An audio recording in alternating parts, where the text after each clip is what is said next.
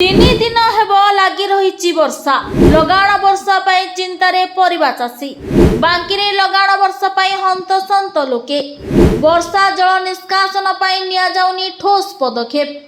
सारा राज्य में वर्षा जारी रही बेले कटक जिला विभिन्न स्थान में 3 दिन धरी लगी रही लगाण वर्षा। वर्षार प्रभाव रे बेहाल जनजीवन सेपटे वर्षा जो प्रभावित पनीपरिबा फसल चिंतार बांकी अंचलर चाषी देखंतु टिके प्रकृतिर तांडव लीला को दिने कि 2 दिन नुहे आज को 3 दिन ऊर्ध्व समय धरी लगी रही कटक जिला बांकी अंचल लगाण वर्षा रे हुबुटुबु लोके रास्ता घाट में आंठुए बहलर जमाट बांधि वर्षा जल जहाँ पोखरी गाड़ियार भ्रम सृष्टि करुछि। एसबु रास्ता गुड़िकर दृश्य बांकी मुख्य बजार को संयोग करुथिबा मुख्य राज्य राजपथ बांकी सहरर विकल चित्र। वर्षा जल निष्कासन नहेबा द्वारा रास्ता रे जिबा आसिबा करुथिबा गाड़ी चालकंक ठारू आरंभ करी पथचारी नाही नथिबा भोगुछंती कष्ट। सेपटे वर्षार परिमाण गतकाली ठारू एते वृद्धि पाइछि जे लोके घरर नित्य सामग्री किनिबा पई बजार घाट को आसिबा होई पड़िलानी मुश्किल। वर्षा जोगु श्रमिक माने हाथ बांधी बसिथिबा बेले व्यवसायीक कथा न कहिबा भलो। अति जरूरी परिस्थिति रे मेडिसिन हेउ कि तेजराती सामग्री पई बजार घाट को छतार सहारा नहीं बाध्य होई आसुथिबार कहंती। जदि एभଳି वर्षा लागि रुहे लोकंक दैनंदिन जीवन उपरे सीधा सड़क पड़िबो प्रभाव।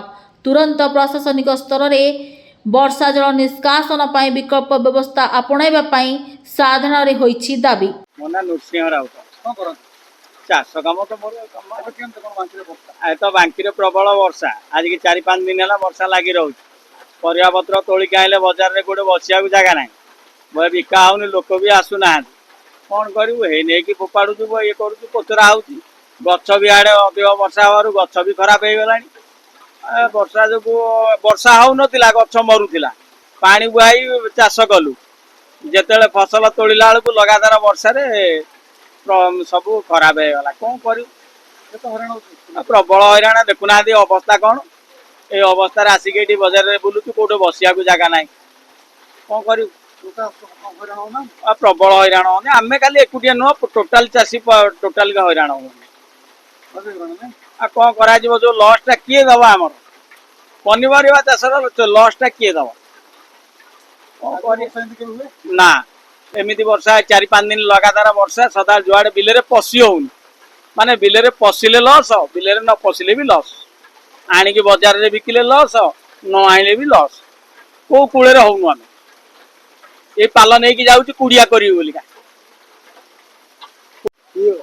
भाई पूर्णचंद्र कर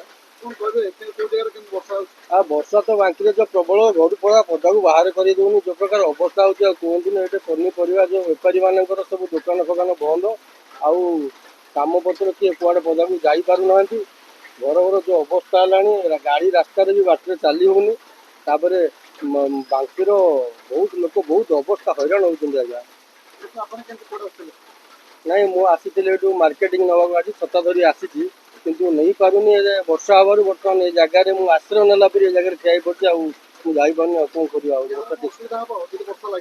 वर्षा लगी रही आज्ञा मुझे भावी खाया मिलूनी कहीं दुकान वाला मैंने दुकान खोली पारे परिया चाष सब नष्ट हम जो फसल जहाँ थी सी जीव से कोबी कोबी पोक लगे सब एमती हम बहुत बहुत प्रकार असुविधा हम आज्ञा दरकार पड़े घर बुसुल जार भी संभावना बेणुधर पंडा औषध परिवा गंडा नहीं वर्षा जोर हो लगी रही 3-4 दिन है हाँ असुविधा हो सब जा आसा करने कौन करवा हाँ अल्प अल्प अच्छा लोक लोक बसवाक स्थान पाइले सीना बस तो पछार पा चारिड़े कौड़े बस कौन करेंगे रास्ता जोर पानी हाँ लोक हैरान होती सागे सागे पलैबी हाँ कौन करवा औषधटा निहाती दरकार अमित कुमार साहू बांकी बर्तमान वर्षा लगी रही चाषी बासी सब पनीपरिया नहीं आसुँच कि लोक मैंने आसुना बजार वर्षा लगी रही भारी हैरान होती श्रमिक मैंने बस आम टे पनीपरिया ना कौन कर पनीपरिया ना पलि आसु 3 दिन खंडे वर्षा लगी रही प्रबल असुविधा ମୋ ନାଁ ହେଲା ଉମାକାନ୍ତ ଆଚାର୍ଯ୍ୟ। କ'ଣ କହିବେ ବାଙ୍କିରେ ବର୍ଷା? ବର୍ଷା 4 ଦିନ ହେଲା କଣ୍ଟିନ୍ୟୁ ଚାଲିଛି। ଜନଜୀବନ ଅସ୍ତବ୍ୟସ୍ତ, ଜୀବଜନ୍ତୁ ବି ଅସ୍ତବ୍ୟସ୍ତ, ଚାଷ ବାଧାପ୍ରାପ୍ତ, ପନିପରିବା କ୍ଷତିଗ୍ରସ୍ତ, ଲୋକ ଭାରି ହଇରାଣ ହରକତ ହେଉଛନ୍ତି। ବାଧ୍ୟ ହୋଇ ଚଳିବା ପାଇଁ ଆମେ ଛତା ଧରି ବଜାରକୁ ଆସିବାକୁ ପଡ଼ୁଛି। କେମିତି କ'ଣ ବର୍ଷା ଏମିତି ଆଗରୁ ରହିଥିଲା ନା ଏଥର ପକଉଛି? ନା ନା, ଇଏ ଫାଷ୍ଟ ବର୍ଷା ବର୍ତ୍ତମାନ କଣ୍ଟିନ୍ୟୁ କରୁଛି। ମୌସୁମୀ ଆଚ୍ଛା, କ'ଣ ୟାଦ୍ୱାରା ପ୍ରଭାବିତ ସବୁ? ପ୍ରଭାବିତ ଚାଷ ପୁରା କ୍ଷତିଗ୍ରସ୍ତ, ପନିପରିବା ଠାରୁ ଆରମ୍ଭ କରି ସବୁ କ୍ଷତିଗ୍ରସ୍ତ। ଲୋକ ବି ଅସ୍ତବ୍ୟସ୍ତ ହେଲେଣି। ବର୍ତ୍ତମାନ ଘରୁ ବାହାରି ପାରୁନାହାନ୍ତି। ଦିନ ମଜୁରିଆ ଭାରି କଷ୍ଟ କରୁଛନ୍ତି। ମୁଁ ବର୍ତ୍ତମାନ ଦେଖିକି ଆସିଲି, ଡେଲି ମଜୁରିଆ ଯେଉଁମାନେ ହାତ ଜାକିକି ବସିଛନ୍ତି, ସେମାନେ ଡେଲି ରୋଜଗାର କରୁଥିଲେ, ଚଳୁଥିଲେ। 4 ଦିନ ହେଲା ଭାରି ଅସ୍ତବ୍ୟସ୍ତରେ ରହିଲେଣି। ଛାତ୍ରବାଦୀ ବସୁଛନ୍ତି। ବର୍ଷା ସକାଶେ। ବର୍ଷା ଛାଡ଼ିଲେ ତ ଯିବେ କୁଆଡ଼େ କାହାର ମଜୁରୀ ଲାଗିବା ପାଇଁ।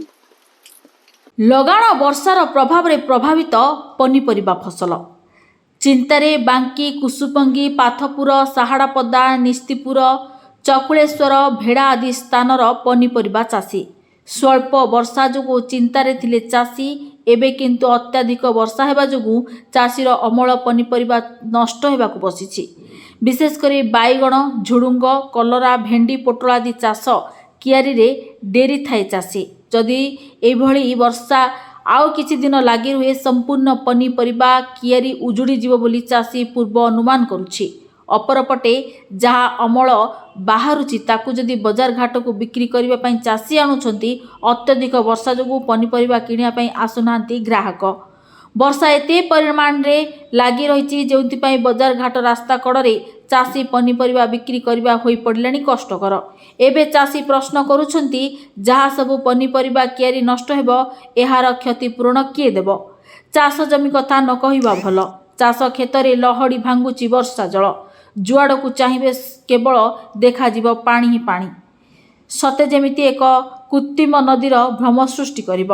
ଯଦି ଏଭଳି ବର୍ଷା ଲାଗି ରୁହେ, ନିଶ୍ଚୟ ସାଧାରଣ ଜୀବନ ପ୍ରଭାବିତ ହେବ। ଏଥିସହିତ ଚାଷୀ ବହୁ କ୍ଷତି ସହିବେ। ସେପଟେ ପ୍ରଶାସନ ପକ୍ଷରୁ ଜଳ ନିଷ୍କାସନ ପାଇଁ ନିଆଯାଉ ଠୋସ୍ ପଦକ୍ଷେପ। ଯଦି ଏହିଭଳି ବର୍ଷା ଲାଗି ରୁହେ, ନିଶ୍ଚିତ ସାଧାରଣ ଜନଜୀବନ ପ୍ରଭାବିତ ହେବ। ଏଥିସହିତ ଚାଷୀ ବହୁ କ୍ଷତି ସହିବେ। ସେପଟେ ପ୍ରଶାସନ ପକ୍ଷରୁ ବର୍ଷା ଜଳ ନିଷ୍କାସନ ପାଇଁ ନିଆଯାଉ ଠୋସ୍ ପଦକ୍ଷେପ ବୋଲି ସାଧାରଣରେ ଦାବି। କଟକ ଜିଲ୍ଲା ବାଙ୍କିରୁ ମନୋଜ କୁମାର ଦଳେଇଙ୍କ ରିପୋର୍ଟ, ଚର୍ଚ୍ଚା ଟିଭି।